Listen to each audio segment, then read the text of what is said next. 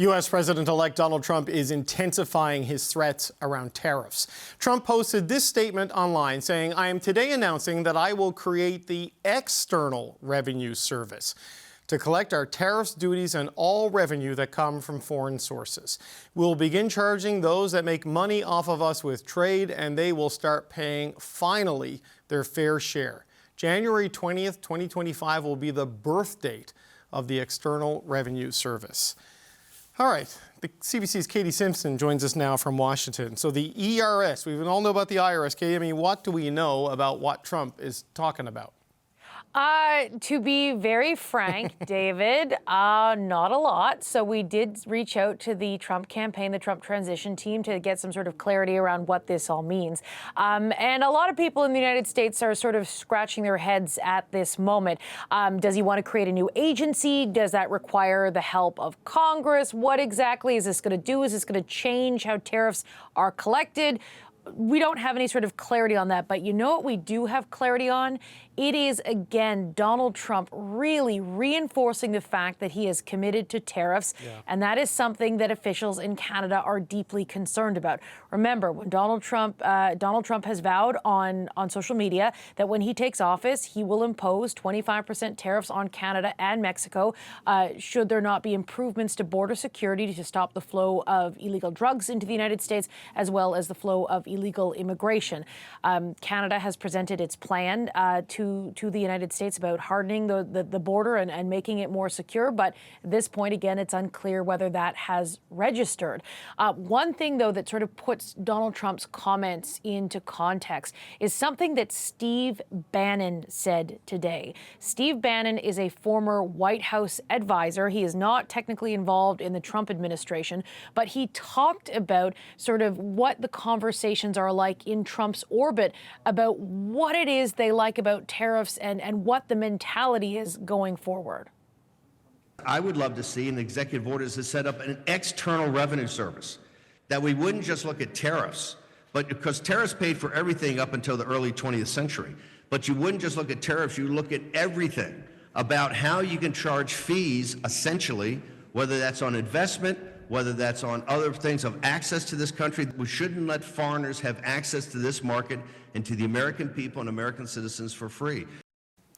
So something that really clearly needs to be articulated is that the way tariffs work is the tariffs are imposed, and it's the American company that's importing the good with the tariff on it that actually pays Custom and Border Patrol. They're the ones that collect the tariffs. And then generally what happens next is that business passes the tariff cost increase onto the consumer. Just to be extremely clear about how it is that tariffs work. So the thing is that Donald Trump has rejected that argument, that has rejected that reality, that what happens. So he is coming at this from a different position. And, you know, Donald Trump will return to office in less than 1 week, and he is really hardening his resolve when it comes to tariffs. Yeah, they seem to have this belief that the tariffs will force companies to relocate inside the U.S. maybe and bring jobs there and manufacturing there. I don't know if that's where it goes, but Katie, I saw this today, like you, confused by what it meant, but it doesn't sound like a good time for Canada, which is hoping to avoid these tariffs starting next week.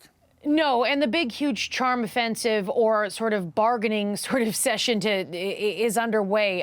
Jonathan Wilkinson is the cabinet minister is in D.C. We're told that he's got some meetings with some American lawmakers. Melanie Joly is going to be on her way to Washington this week. So this is all part of the Team Canada engagement. Danielle Smith going to Mar-a-Lago, getting FaceTime with Donald Trump. You know, different Canadian leaders at different levels are all trying to impress upon the Americans that, listen, these tariffs actually hurt American businesses. They make the cost of living more expensive for average consumers. But the real sentiment that seems to be sticking here is that Donald Trump seems to be very fixated and set on this. He's living in an orbit where people around him are reinforcing that his views there and promoting them even further. And so when it comes to, I truly don't think anyone's going to know what Donald Trump's plan is until he sits down and starts signing executive orders on that first day in office. And it could take some time before things kick into effect. But the reality is here that Donald Trump continues to signal that he remains in favor of tariffs. You got a big day coming on Monday. Katie Wish is going to be in Washington with you, but we'll be watching. That's the CBC's Katie Simpson in Washington, D.C. I saw the plan for border security. It's phenomenal. We're taking a Team Canada approach on this. We're going to work closely with all the other premiers along with the federal government. Tomorrow's conversation allows all of us to discuss how we can be ready next week when we see ultimately what the Americans propose. Okay, meanwhile, less than a week from his inauguration, Donald Trump gives an idea of how he plans to collect those tariffs. Writing on social media, I'm today announcing that I will create the External Revenue Service to collect our tariffs, duties, and all revenue that come from foreign sources. We will begin charging those that make money off of us with trade, and they will start paying, finally, their fair share. January 20th, 2025 will be the birth date of the External Revenue Service. Okay. Kate, I'm not going to get you to interpret Donald Trump's meaning in that because who knows? But there's something interesting happening. This is a gathering of the first ministers that the premiers requested and that Justin Trudeau has finally agreed to. This is the Team Canada gathering. They're not going to have a joint news conference at the end of it. Justin Trudeau's going to be solo with maybe his ministers at the meeting site. The premiers are relocating to a hotel where they will have a press conference with just them. Does that seem weird to you, that they wouldn't be together 4 or 5 days before the inauguration where they're trying to come up with a coordinated response to Donald Trump?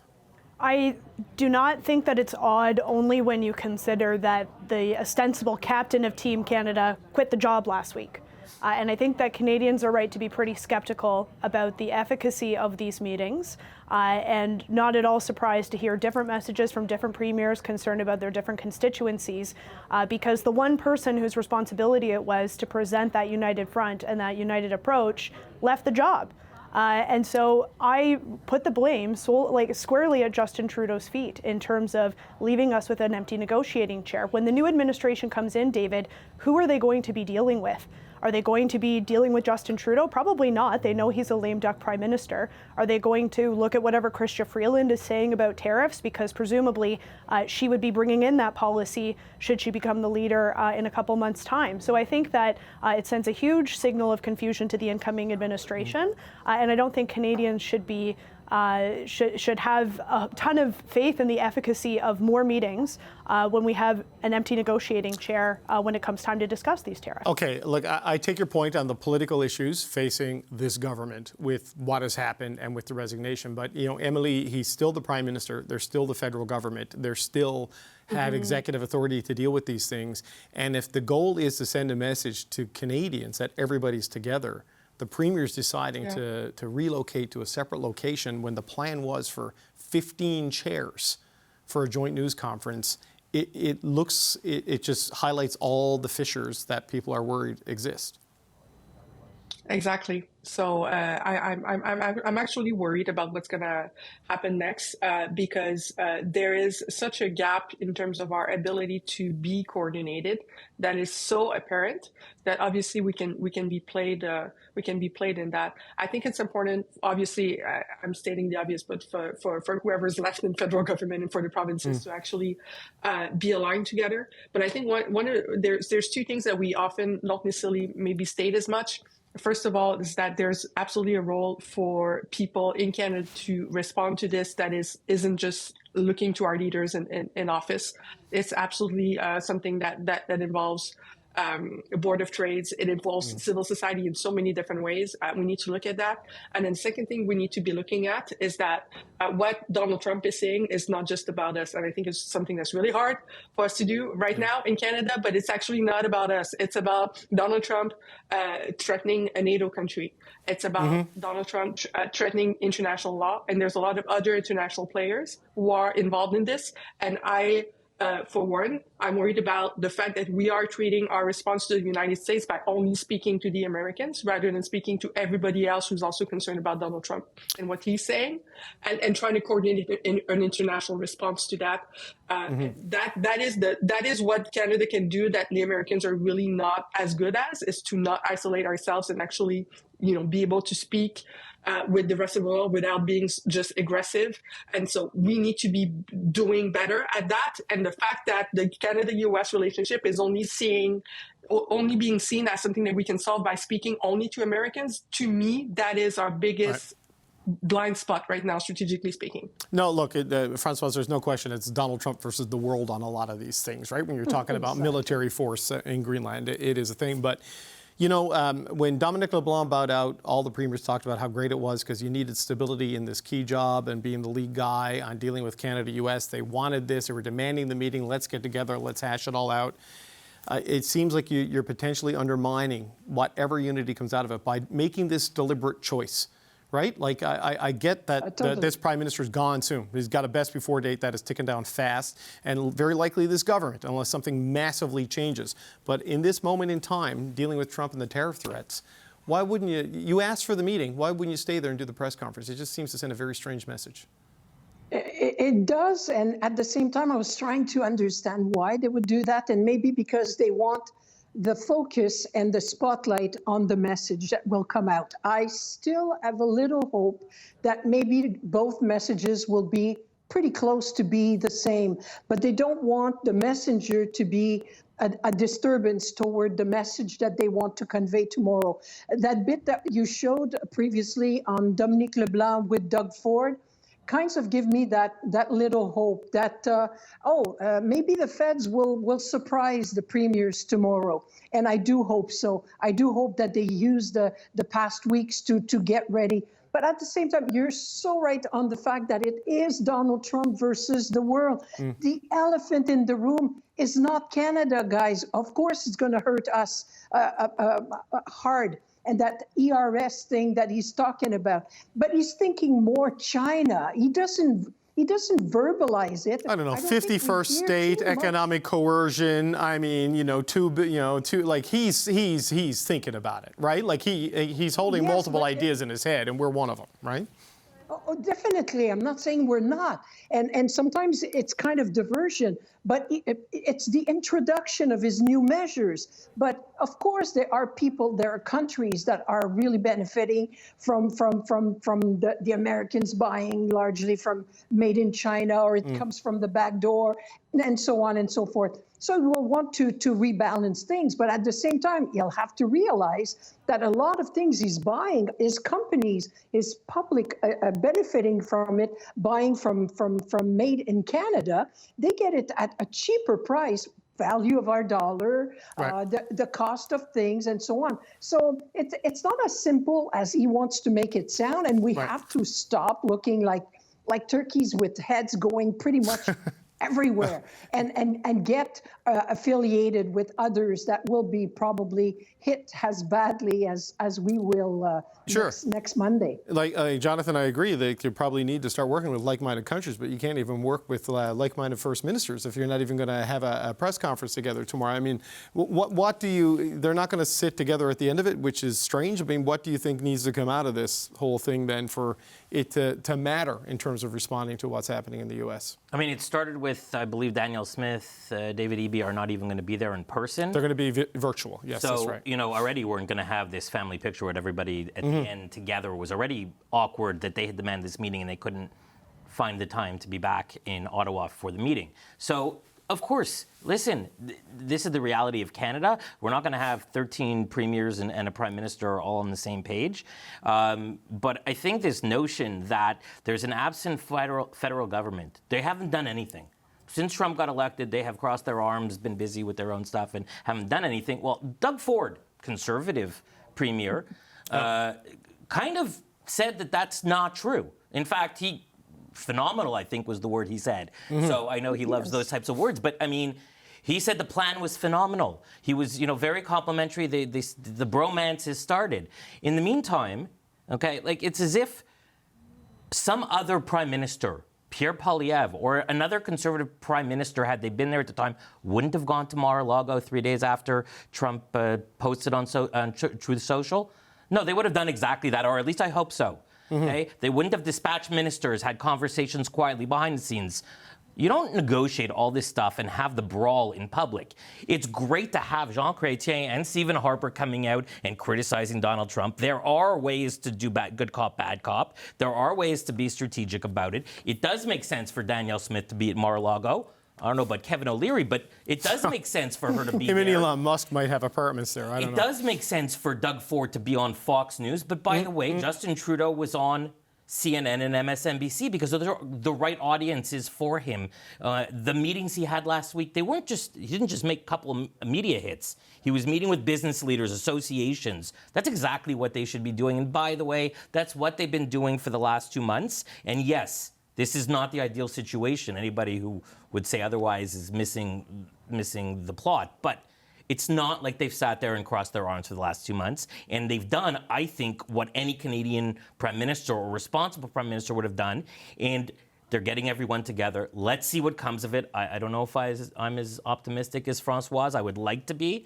But in the meantime, I did get a good feeling that the biggest province, the guy who's been one of the most critical of the prime minister and of the leadership, thinks that they do have a plan now. So maybe it takes a little time to come up with a plan, because what are you dealing with? You're dealing with all these things, these unknowns. His demands change every 2 minutes. The president, you don't even know what his end game is. Is it the tariffs? Is the tariffs just a means to an end because he wants defense spending? Is this just to show because he actually really likes tariffs and he has this obsession with them? Well, I don't know. And Robert Lighthizer, there's a paper circulating that he's put in that this is a way to repatriate manufacturing, make money, use that money to reduce taxes, to offset the house hit, maybe bring jobs and stuff inside your border. So who knows? It could be no actually what they want. Playbook to how to deal with Donald Trump in this scenario. Totally. And this is what I wonder, Kate, is that increasingly it seems like a lot of different people, look, the federal government situation politically is a mess, right? Look at what's going on. There's no doubt about it.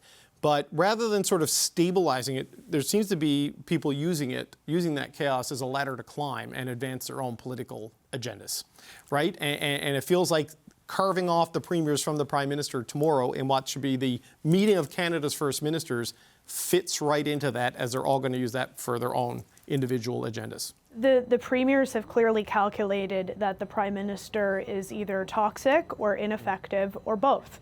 And the reason that they are not beside him is because they know that the incoming administration has no interest in dealing with a lame duck prime minister who ultimately is not going to end up speaking on behalf of Canada in these negotiations, because his replacement, whoever he or she may be, is coming out with policies that then the Trump administration would have to negotiate with that person on. So I really, again, David, I do not blame the premiers for being politicians and for looking out for their constituencies and standing up for the interests of those in their province. I do blame Justin Trudeau, who has vacated leadership for Canada on this issue and plunged the party and Canadians, by extension, into political parlor drama as opposed to defending the national interest here. And I don't blame premiers for that. I blame Justin Trudeau for that, and Canadians should place the blame at his feet as well. Okay, Emily, I want to give you the last word on this, but I wonder, and look, and I get they are politicians, they all have agendas, and, Trudeau made his decision when he made his decision, but the office of the Prime Minister and the offices of premiers have a real big job to do right now that I look at as a Canadian and wonder, why aren't they kind of setting it aside, at least until we know what we're dealing with next week from the president-elect? They're trying to, I think, many of them. Many of them are also blown out, I think, of their debt, in the sense, I'm saying it in a very candid way, in the sense that this is not why you get elected a premier of a province, dealing with national security and the Americans threatening economic annexation. I think it takes time for them to put their ducks in a row, because this is not something that any of them have prepared for before. I think this is on the scope of something that was like the pandemic, in the sense that this is not something that any of them had foresaw as something that would be a part of their mandate. And I think it also shows that it's not anything that anyone had foresaw in terms of their strategy. And one last example I will give on that, although I know I'm a little bit sidetracking from your question there, is the question of the carbon tax election. That's not what the election is going to be about. We're way past that. The election is going to be about Donald Trump trying to basically tweet probably his way into every day of any Canadian election. You're going to have reactions from, you're going to have Donald Trump and his team and Elon Musk and whoever else trying to insert themselves into our next federal election. Yeah. And so that theater is going to drive away from any pre-existing issue that people thought were on top of mind. That is not the ballot question anymore. Right. Well, look, I think the carbon tax will definitely be an issue. The ballot question, there's huge disruption happening, and it could absolutely evolve. But who knows? We'll see where that goes. We're out of time right now. I got to say thank you to you all, Emily Nicolas, Kate Harrison, Francois Bovin, and Jonathan Kalis. Thanks for being here.